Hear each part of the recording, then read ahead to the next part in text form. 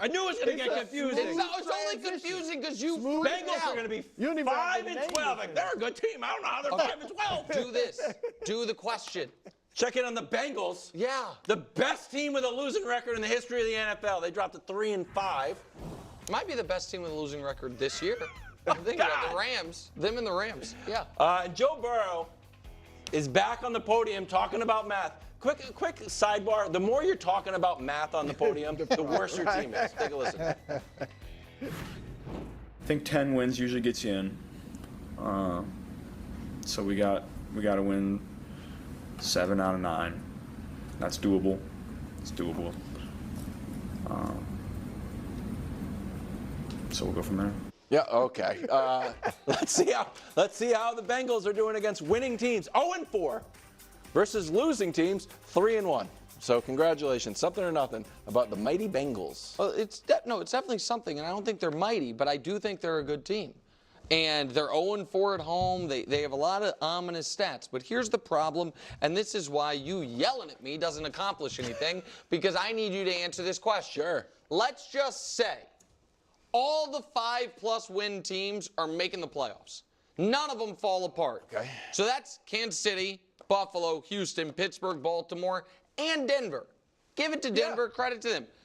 There's still one spot available. Chargers. Here's the people available. Indy, the Chargers, Cincinnati, and then all the 2-win teams are right. So there's still one spot available. You cannot, with a straight face, tell me that you are exponentially more confident in the 4-4 Colts or the 4-3. Are they 4-3 now? Chargers than the Bengals.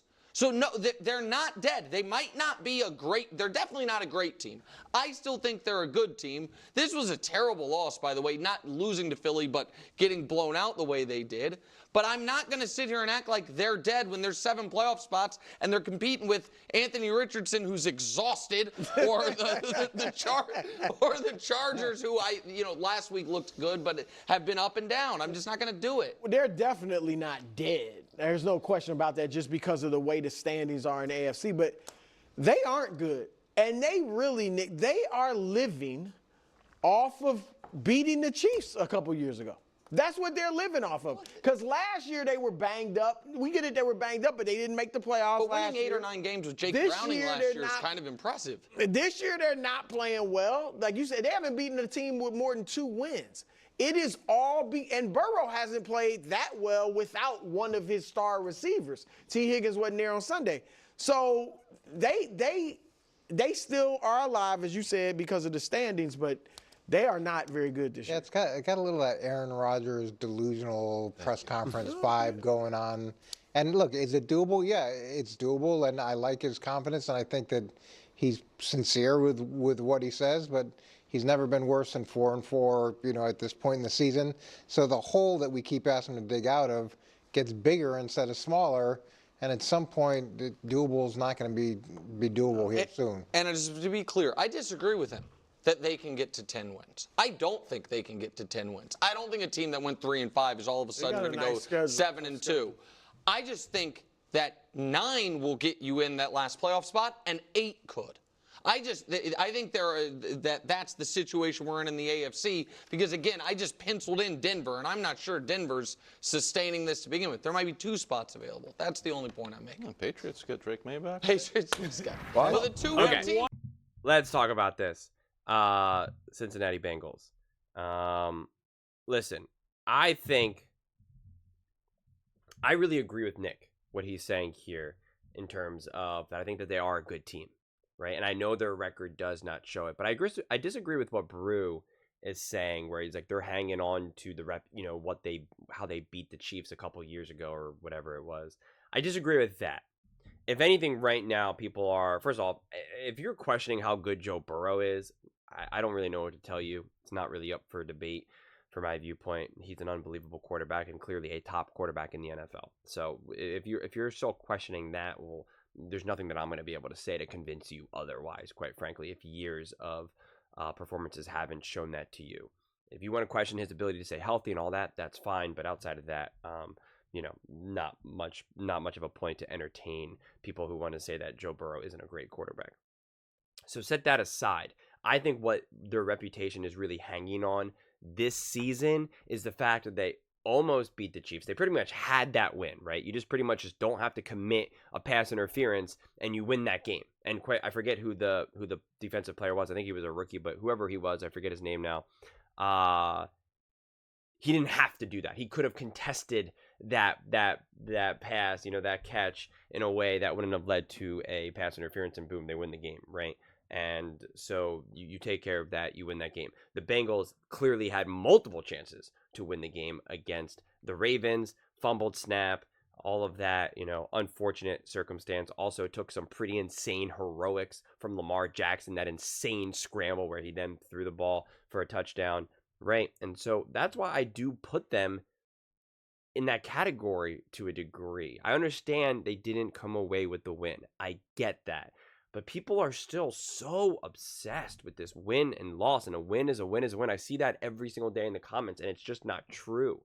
It's just not true. I was talking about this with Travis O'Shea, and we were saying, like, realistically, like, the football needs to be a best of 7 series, right? Like, that's realistically, that's what you need. Obviously, you can't do that, right? Obviously, you can, and that's actually what makes football so special, actually, because it all comes down to one game, and so they have the urgency. But just because you lose doesn't mean you're automatically done, right? It doesn't mean that you're automatically inferior, and not all losses and not all wins are created equal. So again, you have to give credit to, say, the Chiefs or even the Ravens, because they clearly are showing that they're more resilient and more consistent than, say, the Bengals. But the Bengals have obviously clearly shown that they can hang with, say, the Ravens or the Chiefs. So when you have a team that can't consistently do that, they are actually really hard to kind of figure out. A team that can hang with, again, Nick thinks the Chiefs are the best team in the NFL, and a lot of people believe that.